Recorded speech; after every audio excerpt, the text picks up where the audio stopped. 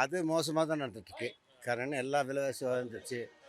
பொதுமக்களுக்கு இந்த போதைப் பொருளை எல்லா வரியும் கச்சக்காச்சு. யாரும் நிம்மதியே இல்லை. அது நிம்மதி இல்லை.